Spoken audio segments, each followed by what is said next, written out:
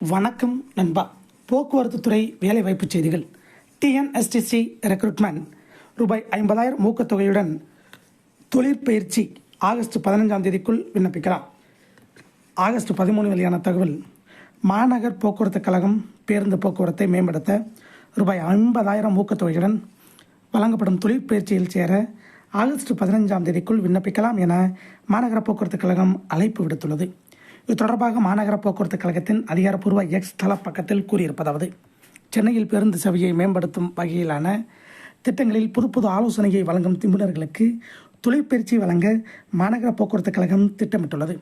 அவர்கள் பல்வேறு பகுதிகளில் அமலில் இருக்கும் சிறந்த பொது போக்குவரத்து திட்டங்களை குறித்து ஆராய வேண்டும்.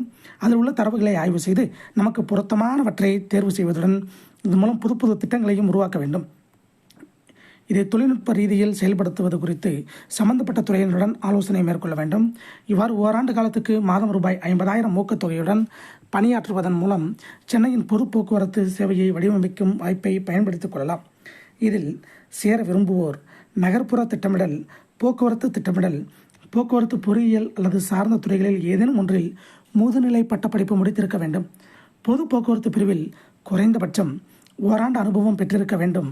விருப்பமும் தகுதியும் உள்ளவர்கள் ஆகஸ்ட் 15ஆம் தேதிக்குள் மின்னஞ்சல் முகவரிகளுக்கு விண்ணப்பத்தை அனுப்பலாம் என தெரிவிக்கப்பட்டுள்ளது. இதை போன்ற போக்குவரத்து துறை வேலைவாய்ப்பு செய்திகளை, அப்ரண்டிஸ் செய்திகளை தெரிந்து கொள்ள நம்ம சேனல் சப்ஸ்கிரைப் பண்ணுங்கள், ஷேர் பண்ணுங்கள், லைக் பண்ணுங்கள். நன்றி, வணக்கம்.